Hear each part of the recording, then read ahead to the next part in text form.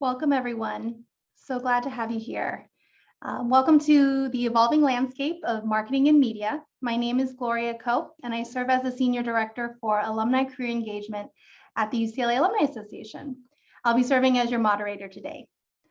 First, I wanted to thank our sustaining donors of the Alumni Association that help make our programming possible for all of our alumni. Thank you so much for your contribution and support of programming like this.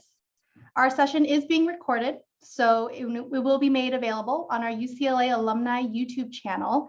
So be sure to check out that channel for when this session is ready for you to view. And feel free to share it if you like it with other friends who are maybe interested in the marketing area as well. After our panel, we will have some time for Q&A.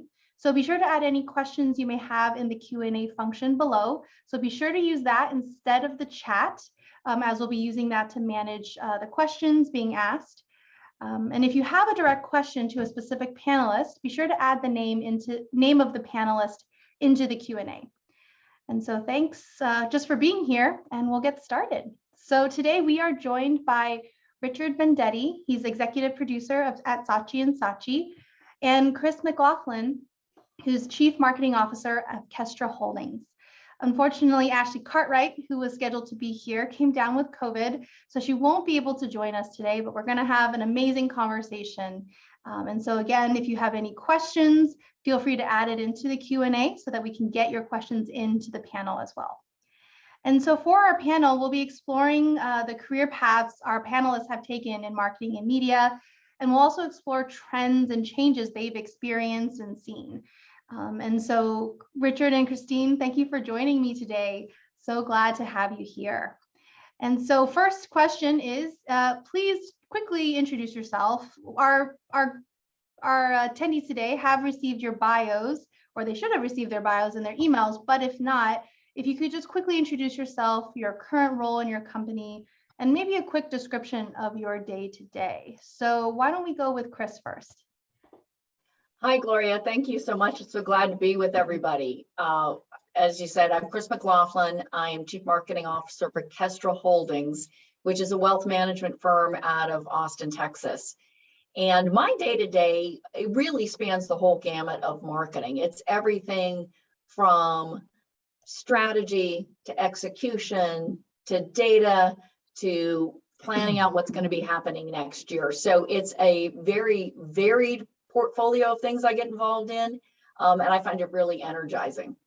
And I'm so glad that the Alumni Association is sponsoring this. So big thank you to all of them. And I serve on the board for the Alumni Association. And if you've ever thought about giving back or getting involved with the university, it's a great group to get involved with. Hi, everybody. I'm Richard Vendetti, and it's a real pleasure for me to be here today with Christina and Gloria. Thank you for inviting me to this. I'm a real Bruin, and I'm just thrilled and honored to be here today and talk to you guys about what I do in advertising.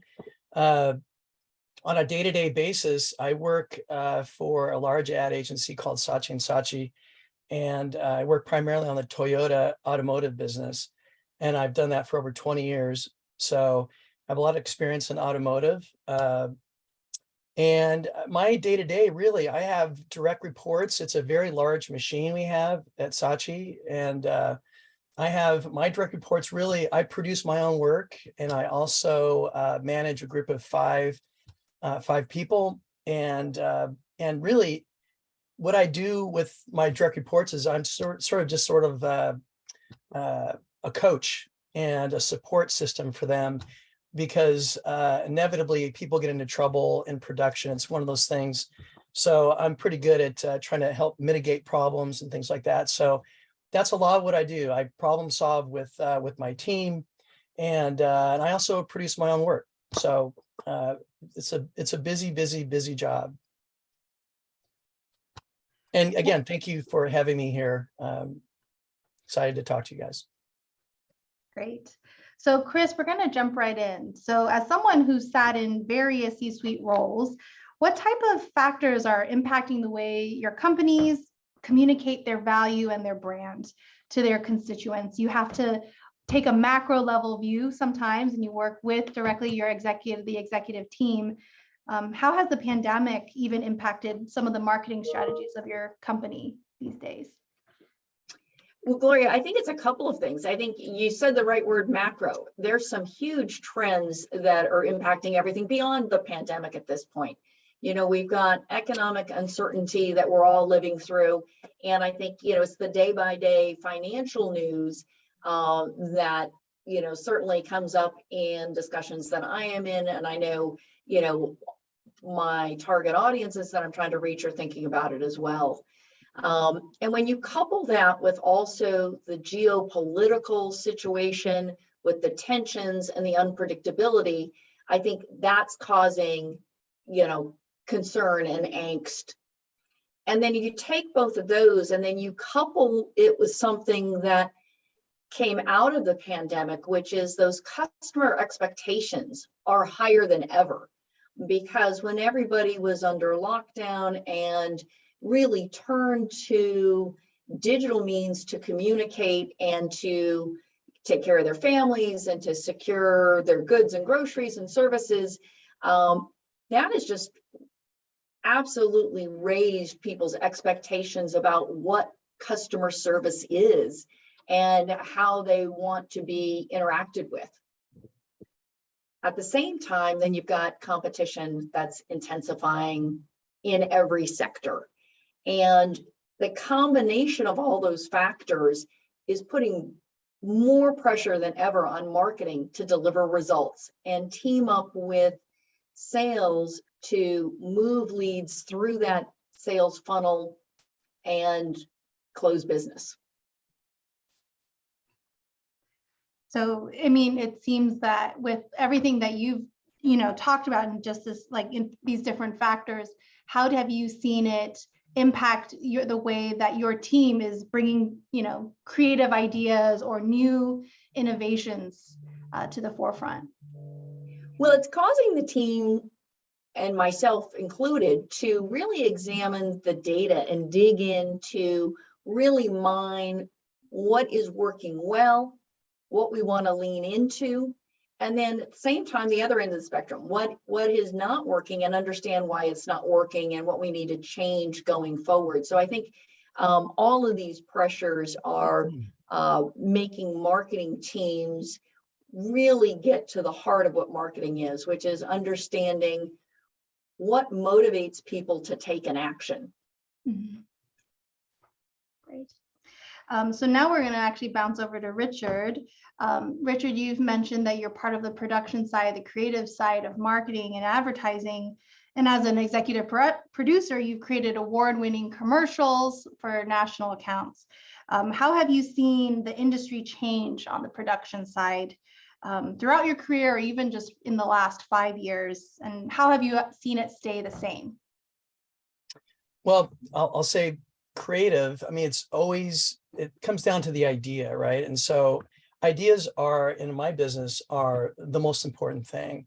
And so ideas 20 years ago, good ideas today, it's all about like a compelling idea that ladders back to a strategy, a business objective for the client, right? So ideas are always going to be that's really the hallmark of an ad agency. What kind of ideas do they put out, and are they effective? Some of the changes, really the biggest changes, really, I think in the last, say, 10 years has been the advent of bringing in, from my standpoint, cost consultants, things like that. There's a lot more people involved in the production process. So communication for producers is critical. So we're kind of the hub. So we're constantly making sure that people are in the know financially. The budgets, money is very, very tight with clients. So they have cost consultants that help out the ad agencies, make everything transparent, make sure that everyone is heading in the same direction. We all know what the budgets are. We all know what the creative objectives are. So it's helpful, but I would say cost consultants is a big part of that. And just for those online, the cost consultant is normally something a client, like for Toyota, will hire a cost consultant, and they will work very closely with the ad agency on working through production costs and things like that. So, and then they make sure that the client's clear in terms of how much they're spending and what they're getting for their money and things like that. So that's probably one of the bigger things. But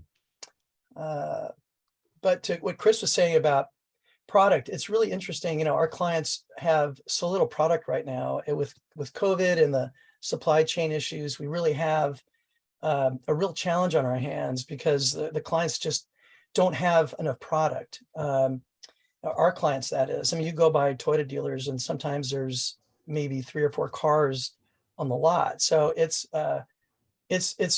really a challenge right now for our clients. So having said that, I just produced the big Super Bowl ad for them this past Super Bowl with Tommy Lee Jones and everybody. So, I mean, they're still spending money on advertising. They want to stay out there. They want Toyota's name to be in the forefront of the automotive industry. So they're still spending, but product is a big issue for them right now. If you don't mind, if you could just even take it back for some of our listeners who may not really be familiar, what is the typical, I guess, process like? You guys, you're producing a commercial. How do you go from a concept or even a business objective that you're given? Yeah. What is the process like? I'm sure there's nowadays, even when commercials don't do well, you hear about that as well. Like, oh, that was not a good commercial. I'm sure there are checks and balances. What is that process like to go from? This webinar is only an hour, right? So, I mean, it would take quite a while to explain. But I'll try to keep it short, but someone like Chris will give an ad agency a brief. They'll say, this is what we need some advertising for this problem. How do we solve it? It puts into motion a bunch of people in the ad agency before I even touch it. So it goes through our strategy team. They come up with a brief for the creatives, and this is over the course of potentially months of research and things like that. Then the creatives get a brief. They say, here's what Toyota's issues are, and this is what we want. This is how we feel like we should solve it. Come up with some ideas on how to solve that. And then so the creatives work for X amount of time, and then basically production gets in when the client is comfortable and approves the creative. Production jumps in, and then we start to actually that's when we start making stuff. That's when we start looking for we start budgeting, start looking for directors, editors, all the creative people that come together to create this 1 30-second commercial, or it could be a campaign of commercials. But it takes a village for sure to create advertising, for sure. Great. Christine, we'll jump back to you. I know we're doing a little bit of like back and forth because you both actually span the whole life cycle, I think, of the strategy. How do you? Well, and I started my career in advertising, so this is like coming home hearing Richard talk about agency life. Keep me honest, Chris, please. Keep me honest. You're a star. I love it. Chris, in your work, because you're in a specific industry, but you oversee finance, but you oversee marketing. For someone maybe who is coming from agency work, or maybe how do they get into this area of a more specialized industry? Is there, what are some of the ways that it's been your career has helped lean you into this specific industry? Sure. Well, I started out in the business on the advertising side, and in fact, in automotive, working with Nissan. When I was at an agency. And then I went from there over to client side, spent a lot of time in technology, and then came over to financial services relatively recently. And the interesting thing about it is the thread of coming up with a strategy that's based on market research, data, and insights. So I think that's the common thread. And it gets back to what I was saying about what's going to motivate somebody to take your desired action. And that is really the starting point for it. And as Richard was saying, that's where you sit down with your agency and you say, here's the business climate, here's the situation, here's what we need to solve. And it's a collaboration between the client and the agency to come up with what those creative concepts are, test the concepts, and then when you've got your concept refined, that's when we bring in an expert like Richard to help us bring it to life. And that's what you actually see on the screen. And how, in terms of your role, do you feel like there's a lot of time before, even like in terms of looking at the data and the insights, where do you pull those from? Is it from just your organization, or do you pull them from market research as well? Definitely pull it from market research, and it'll come from companies that specialize in data in the marketplace. So third-party companies, we have our own proprietary data. And then certainly there's the day in and day out, right? So we've got our sales teams that are in the market that are giving us feedback every single day. We also have the folks that work with our advisors who are helping them build their businesses, answering their questions. And that's another steady stream of input every single day. Richard, in your work on the production side, what are some technologies and trends that you have seen that have changed the way that your team works together to create your final product? Of course, I actually wanted to ask you this question too, so you can think about it. But what are some new technologies and trends that you've seen change the way your team works together? A lot. I mean, we're sort of just coming out of COVID, for example. We've really learned how to work really efficiently during COVID. I mean, just remote production is one thing. I mean, we've had many shoots where no clients and no agency people have attended, and you're strictly digital. You're watching everything happen on your computer at home or wherever you're at. That's been very unusual, and it works. Do we get the best creative out of people that way? The jury's out. I think there's nothing better than being in it, on location, working through problems. Sometimes when you're sitting at home watching the shoot, you don't really understand like all the crazy stuff that's happening behind the video camera, right? So I think that's one thing. It's shooting remotely, and we're doing more on set stuff now, so which is great. I think you'll see the work is absolutely better. The other thing too is just digital advertising. I mean, digital advertising has become such a big part of what we do. We're producing commercials specifically for TikTok. I mean, it's like it's really gotten very small in many ways. You're not producing an ad for broadcast media anymore, right? It's kind of like we're creating content, and we're shooting it in, you're shooting it in various sizes. It's like usually it's 16 by 9, right? Now it's like verticals and people watching it on their phones, and that's also very, very challenging. And it's audio on, audio off. It's like there's all these interesting dynamics now, but TikTok right now is a big one for us. Doing a lot of TikTok stuff. That's great. Well, yeah. Have you found any fun tricks for those who are trying to get into digital advertising, and for TikTok, any like fun or expert tips? When you say get into advertising, you're saying I'm sorry. Or I'm just like in terms of creative and production things that you've learned in this medium. It's really it's all content. It's really all content. Funny as it is, like years ago, I was asked by the worldwide creative director, a guy named Bob Isherwood. Years ago, I produced the first mobile for Publicis, right? It was actually Saatchi at the time. I don't know if Publicis had purchased us yet, but for Saatchi Global, I did produced the first mobile ad, and all it was just, it was like shooting it vertical or horizontal. It was like a nothing thing. And I'm like, so he asked me, he says, "This is great. This is amazing.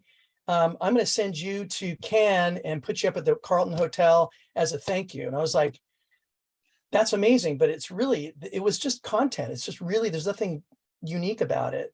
It's just, you have to think a little bit more about how you write the ad, how you shoot it.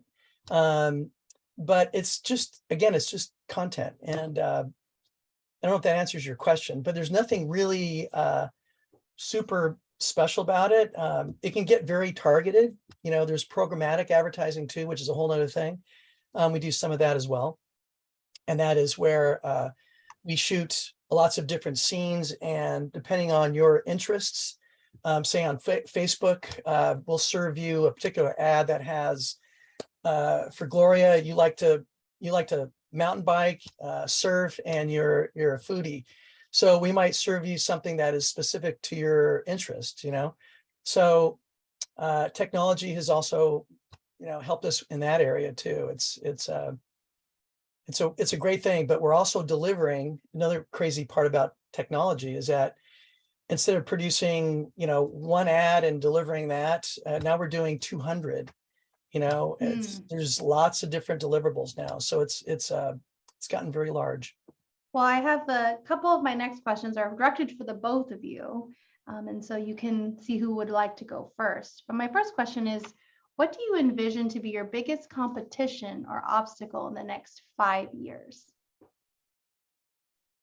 Well, maybe Richard, I'll jump in, and it's building off what you're talking about, 200 pieces of creative that you're personalizing to serve up to your constituency. I think right there, that's a big challenge, because we are trying to engage people on a deeper level. And I think the biggest challenge is going to be fighting for people's attention, because there's so many ways for people to engage in other things other than the messages you're trying to send them. So I think having material that's relevant, that breaks through, that has some entertainment value, is going to be what it takes to hold people's attention in an ever more crowded world. Yeah, I 100% agree in that. I mean, it's really comes down to ideas again, going back to, and I know the agency you work for, and it was all about ideas, right? I mean, it was a creative shop, so you understand. It's all about the idea. It's always going to be about the idea. You can surround a bad idea with good production. It'll look great. It'll sound great, but the messaging just falls flat, right? And, the idea is to get a great idea that achieves a client's goal, and you have to do it in a very short period of time. We're doing 6-second commercials right now. So, I mean, 6 30s, 15s, 30s. I mean, you do every single, it's just crazy. And so you need to capture people's attention in a very short period of time. So the ideas have to be compelling, and the execution has to be compelling. Otherwise you kind of say, what are we doing? Right? It's got to work. Well, and I think also in the face of streaming and DVRs, the old days of somebody sitting down and watching a program and watching your advertising in that program, it's radically different now. People are watching things without any ads, or they're recording them and speeding past them. So, the challenge for marketers is, how do you find other outlets to expose people to your messages? Yeah, I mean, that's the holy grail. I mean, that's always the challenge of the ad agency, right? So to find those interesting media opportunities. And they're out there. They're out there for sure. You just have to dig from. You have to be. Another thing about advertising for me is that curiosity. You have to be curious. If you're not curious, you have to ask yourself, why is something happening? Why? If the question is why, and I think if you're curious, you'll find really great opportunities in advertising. You'll find great media opportunities. You'll take chances that, working with maybe an up and coming director.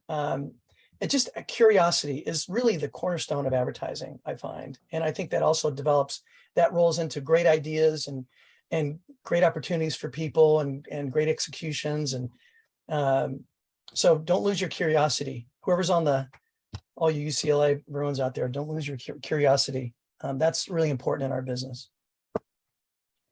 I have a question. The next question, though, is for these folks that are interested in getting into marketing, how do you encourage them, or what are ways that they can improve either their curiosity or their ideas, developing ideas? How do they get into the practice of being better at, developing their curiosity and ideas? I'll jump in, Chris, just real quick. From my standpoint, I think that if your interest is photography, just shoot a lot of pictures. Constantly just hone in on what you enjoy. And if it's if it's writing, if it's painting, if it's architecture, it's all creative based. It's everything. You'd be surprised if you don't know anything about advertising, but you have a great design sense. We need people with design sense. We have designers at a big agency has great designers. So it's the great thing about an ad agency is that there's so many different types of people that touch a project that work in a big ad agency. You've got your typical account people, you've got your creative people, your producers, your designers, your media people. Geez, it just goes on and on and on. Your product people, and so it's just a gigantic, the diversity in an ad agency is just fantastic, and it inspires me every day. It really does. And so I don't know if I answered your question. I'm sorry, Gloria, but you froze there for a second. I said I don't know if I answered your question. Yes, You were frozen yes, like you this. did. You did. Okay. Talked about really diving into something and really refining that. I think especially as many people think that they have to be everything to everybody, really digging into something is important and really showing your curiosity of wanting to go deeper. And that will help you in the job search too, because at the end of the day, it's all about getting that job. And I find that, I was a political science major at UCLA, and I thought maybe I wanted to go to law school. I tried politics. I worked in DC for a little bit. It wasn't for me. And then I changed and I got in advertising. There's no limits to what you can do. There's no limits. And advertising was one of those great jobs that you didn't need a lot of experience, just need a lot of enthusiasm at an entry-level position. And so I had a lot of enthusiasm, and I had a lot of persistence. I've made a lot of phone calls, and I finally got in. So there's absolutely, advertising is all about people, and they're always looking for fresh new ideas and people. So great. Chris, did you want to add it to anything? Yeah, I think, since this is UCLA, I go back to academics and, to how do you get into the business, or what would be helpful skills to have. Marketing is about reaching people. So anything that studies the human condition, psychology, sociology, even anthropology, those are all good background areas so that you can answer the question about what motivates somebody to take the action. Mm-hmm. I'd also say, to get into marketing is part of business. So you have to understand modern business and what's happening, and think about how marketing can help build the business. I talked about the funnel, building that awareness, generating those leads at the top of the funnel that then get handed off to the sales colleagues to nurture and progress to closing. So you have to have that business savvy and that business background combined with insights into human behavior. I like to add one thing to what Chris said. It's if you can find, like, for example, a marketing person with great creative instincts, that person's going to make a lot of money in advertising. It's just creative. Sometimes it's either you have to just be comfortable with ideas, understanding when you're creating something, it's a challenge. You're creating something from scratch, right? But a lot of clients need to have some sort of a level of confidence that it's going to all turn out okay. And I think, for example, in an ad agency, again, I'm talking from an ad agency standpoint, a great account person that's in the marketing department, someone that really understands ideas and creative ideas, even if they're scary or they don't make a lot of sense right away. Those types of people are send them to Saatchi. We need those people.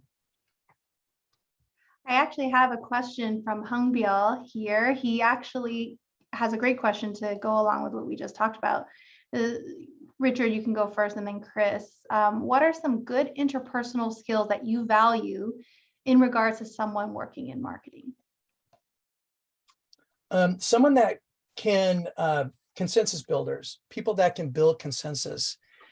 Imagine in the ad agency, there's just so many people that touch a project, and at some point, everyone has to more or less agree.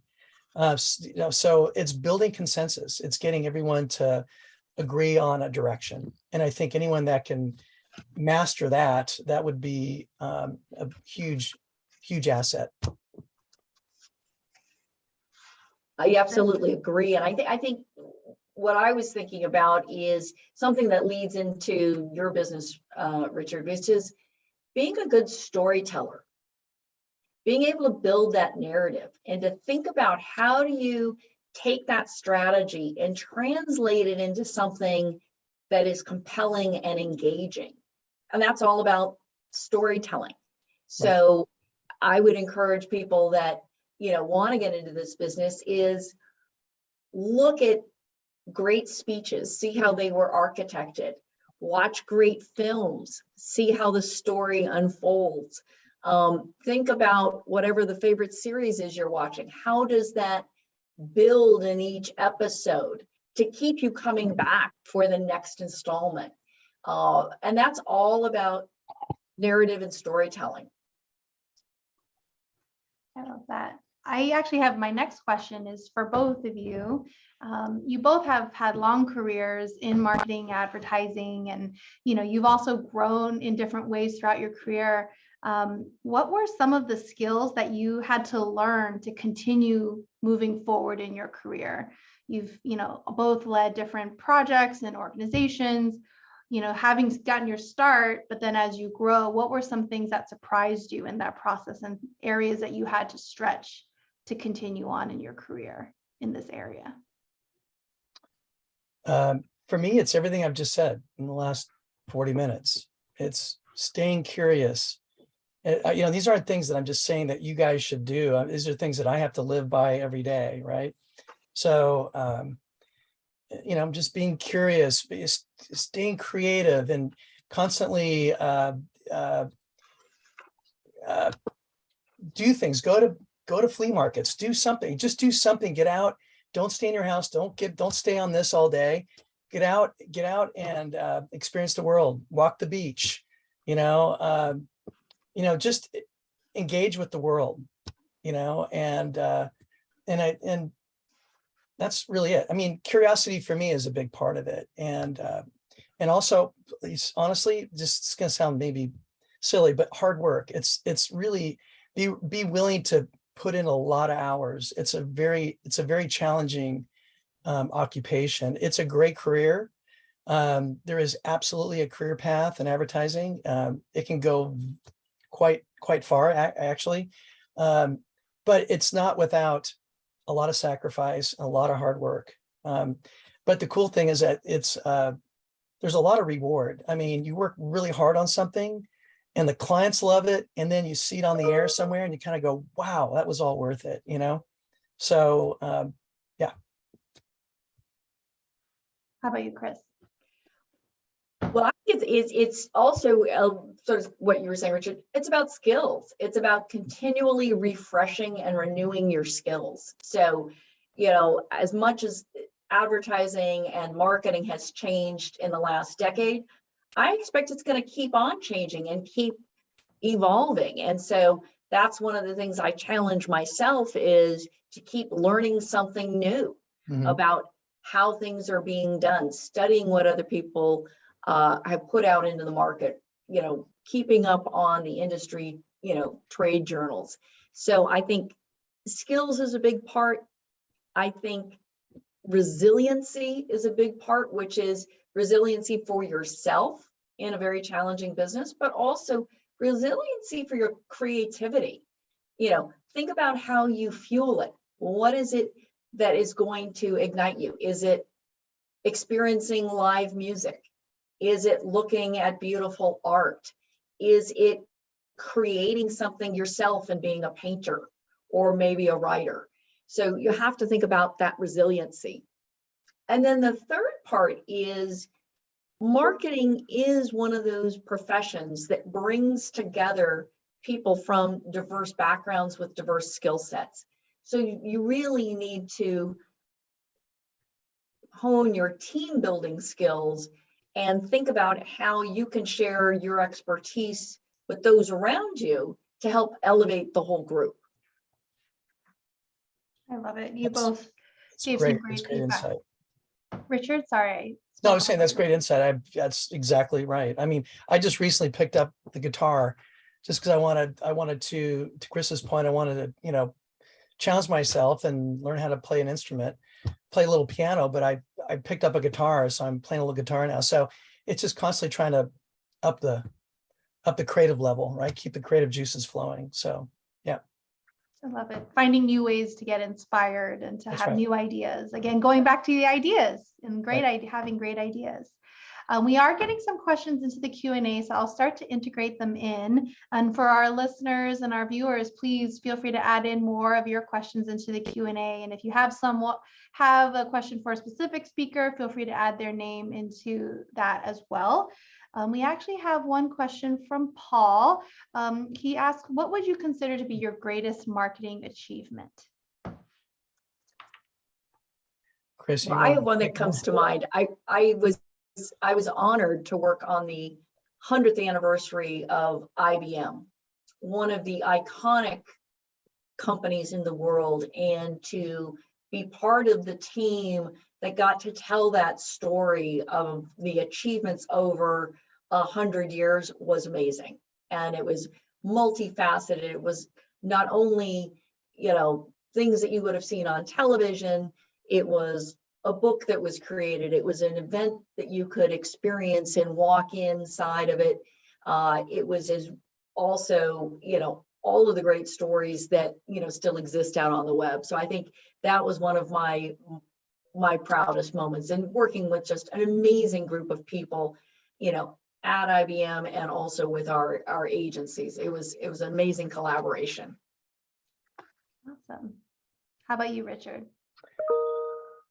It has to be one thing. It's over the course of 20 years, I have a lot of great memories, a lot of successes. I've had some projects that haven't been so successful. I mean, a good example is I went to Mount Everest and brought a whole team of people up to base camp on the Tibet side for a project for the Forerunner. We had a campaign called Following in the Footsteps of Great Adventurers, and we had Sir Edmund Hillary, who, for those of you that don't know, should know, is Sir Edmund Hillary was the first man to summit Mount Everest.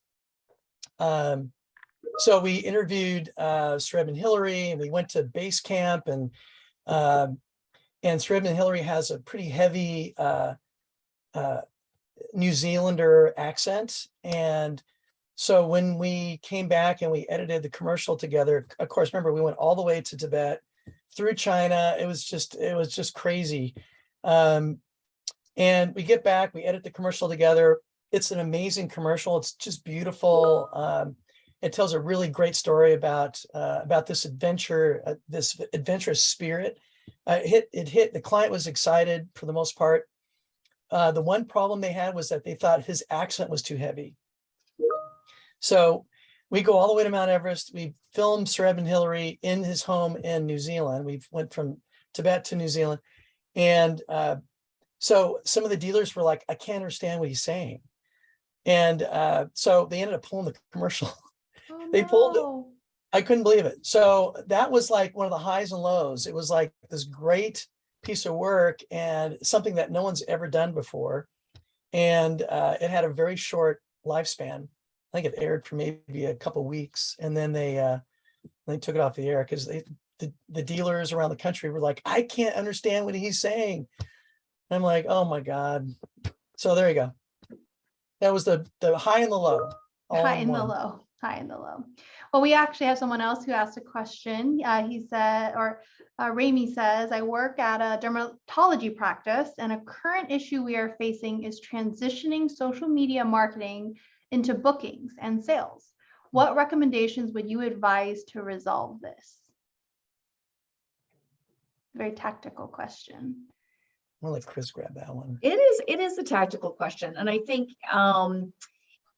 what I would think about is within that, and this is not my world at all, so I'm giving this to you as I'm thinking it. What I'd imagine is focus on what distinguishes your practice. What is it about the services that you provide that are different than what somebody else provides, or what is the patient experience, and really hone in on what differentiates you and call that out as a reason for somebody to get in touch with you to book a consultation. And then from there, they'll be in the good hands of the doctors in the practice. Great. Good feedback. Hopefully, Rami, you can take that and think a little bit more about putting that into practice for your work as well. I have a couple more questions, but if anyone else has any Q&A questions, feel free to add that into the Q&A function. For both of you, what skill or knowledge area do you need to sharpen in yourself currently, or are you thinking you're going to need to hire for because it's necessary in today's landscape? For me, I think data and data analysis, top of the list. We are becoming, because we've become more digital, there's more digital data and more digital breadcrumbs, footprints that can be analyzed and turned into insights. So I think somebody that's got that curious mind that Richard was talking about and has a head for figures, getting into data and analytics is a hot area of the business for sure. Love that. Richard, how about you? Rephrase the question again. I mean, I can kind of give it a production. What skill or knowledge do you need to sharpen in yourself or hire for, because it is necessary, imperative to be competitive in today's landscape? Well, I hate to give you all my faults. But what I'll say is that we always, a smart agency, a smart company will always hire some. This is kind of something you've heard before, but it's true. You hire someone that's got more skills in a certain area than you do. It's that simple. So it's always hiring someone that is better than you, that can complement. Everyone needs to complement each other. There's a team of people and everyone has their strong suits. So as a manager, it's important that I know where my strong suits are and look to fill those weaknesses with people who, have more knowledge or better experiences, or just simply better at a certain area that I am, right? I don't have any particular area that I can say right now, but yeah, it's just basically realizing your weaknesses, where your strong suits are and where your weaknesses are, and fill those weaknesses with people that, that have the experience that you don't have. Great. I have another question from our Q&A is, what is on your career bucket list? Oh God, I have so many.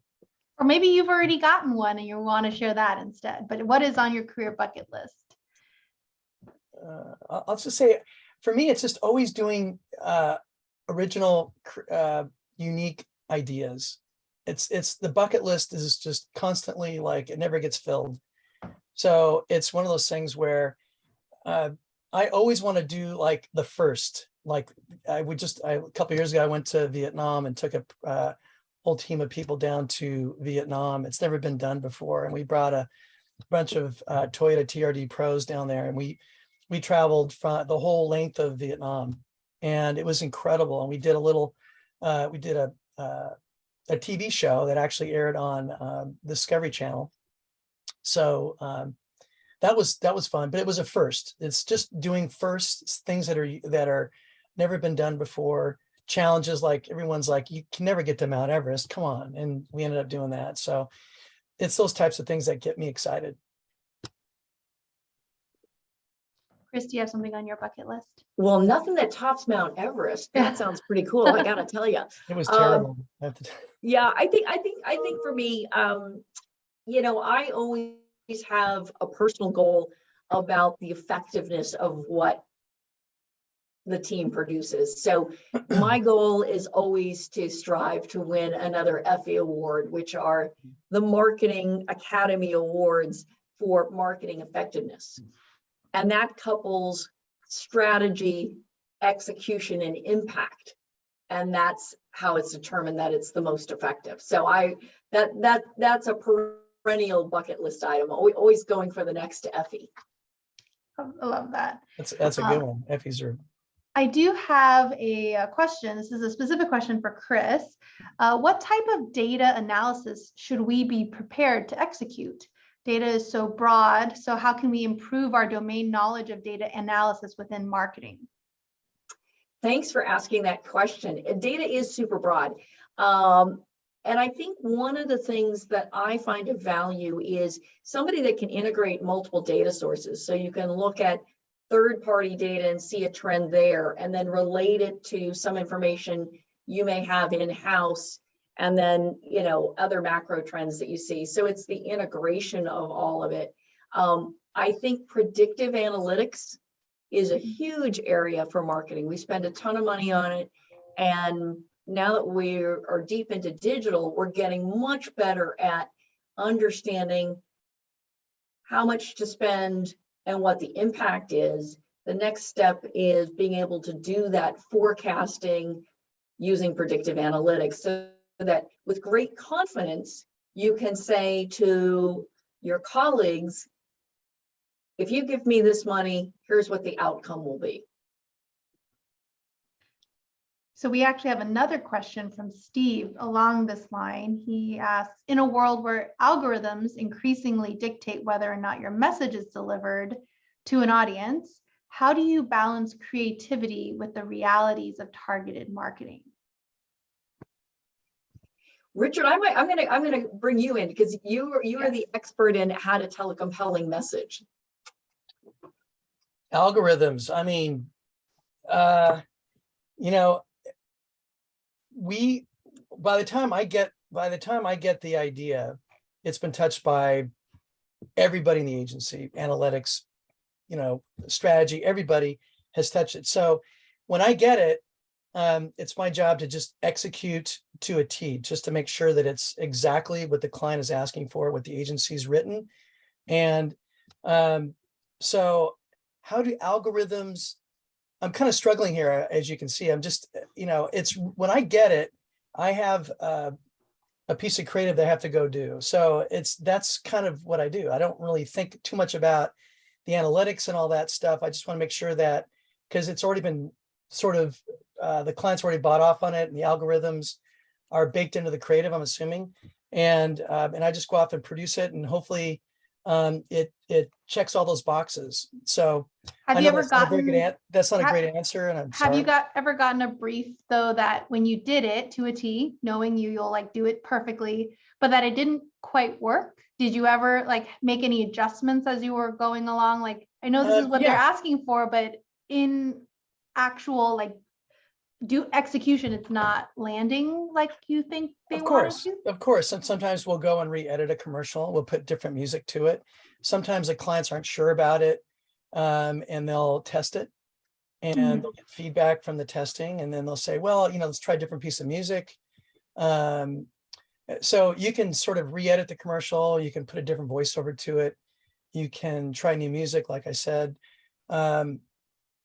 So, maybe it's a 60, maybe it works better as a 30, maybe it works better as a 15. I mean, you just never know. I don't know if that hits the algorithm question though, but I think, yeah, the question is probably saying, how do you balance that, right? Like, yes, you have the data, but then you have the actual creative execution. How do you bring those together? So that's why I asked the follow-up. Yeah. Like, if the data is telling you one thing, but it's not working, the you data is share definitely some telling us strategy what we for should do. changing it up. Yeah. Data is telling us what we should do, and then I go do it, and I make the stuff, and then I bring it back, and hopefully it's spot on. That's if the data is correct and we've interpreted it correctly, and the writers have interpreted the data into an actual script, an actual idea that I can go and bring a team of people together to go execute on, then we've absolutely done our job. If they haven't, then yeah, then we're trying to fix it. We're trying to re-edit it. We're trying to do all these things I mentioned earlier to try to make it work. Great. I did have one question. We have a couple more questions. We'll see how quickly we can get through them. Paul asks, is the awareness to consideration to selection marketing model still relevant? And if not, how would you change it? Sounds like a student of marketing. So, Yeah, I love that yeah. question. I think it is relevant. I think what you'd want to look at is business to consumer versus business to business. So in business to business, what we're seeing on that model is that it's not a linear process. People come in, they start surveying what's available, they may have some questions answered, they get some options, and then they may come back up because they're starting to consider new options, or they've got a new piece of data, or it's not just a single buyer, it's a group of buyers. So I do think that model works, but you've got to be aware, particularly in B2B, that people bounce up and down. And as we've seen in all the data, depending upon what study you look at, a lot of people are completing 60 to 80% of their buyer journey before engaging with a salesperson. So a lot of self-service information is needed for that. Now, for business to consumer, most people are solo buyers, so that process can be quicker. And I think what gets disrupted is, as we've all seen, you're out shopping, you're in the store, you're in the moment, you pull out your phone, you're checking what are the features, what are the reviews, what's the pricing. So it's not the way it used to be, where somebody who went to a destination searching for something made a purchase. It's much different, as you well know, since you're a student of this. But I think thinking about it from business to consumer versus B2B, a different situation. Great. Well, we actually only have time for one more question. So I have one question from Katie. If you could go back in time to the beginning of your career and give yourself any advice, what would that advice be? Enjoy the moment. I say, there's lots, and I think the pandemic sort of reinvigorated this for a lot of people, is you can be heads down in your career, you can do all those things, but celebrate the moments. Stop and enjoy yourself along the way. I know you're driven, I know you're going to push yourself really hard, but take that moment and really enjoy it now and then. I can't agree more. It's you're going to work really hard in this business. So it's finding that balance. If you can find that balance of having like joy and hard work, it's like that whole work hard, play hard thing. It's great to say it. I have to remind myself daily that it's you can really get caught up in this business, and it's like I said, it's a very difficult business in that it's a lot of hours. So find that joy, find joy in your work and joy in your life. It's critical. And I would also say, don't get discouraged. If you're just starting out, don't get discouraged, stay with it. And just, there'll be a lot of people that you'll talk to, just interview, constantly interview, you'll find a right path for yourself.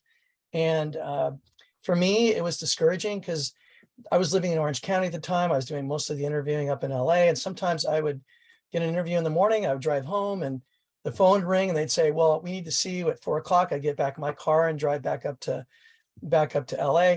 It's just don't be discouraged. If it's something that you want, just stay true to it and continue on and that's it. And you will get in, you will get what you want. It's just a matter of perseverance. Well, on that note, thank you both, Richard and Chris, for your time today. So thankful that you were able to share your expertise, your insights on the industry, but then also on your personal journey. That's what we want for our Bruins, is to know that they're part of a larger network. It's not just, you know, them, but they have a whole support in their Bruin family as well. And so thank you both for taking the time to share all that you have. And everyone join me in thanking our panelists today. We will be posting everything on our YouTube channel. So get excited to see if you want to see the recording or even share it with someone else. Thank you so much for just taking the time today to join us. And thank you, Chris and Richard, again. And we look forward to seeing everyone soon. And go Bruins. Go Bruins. Go Bruins. Go Bruins. Go Bruins. All right, you guys. Thank you for having me. Thank you. Enjoyed it. Chris, nice to meet you. Nice to meet you too, Richard. Okay, bye-bye. Bye.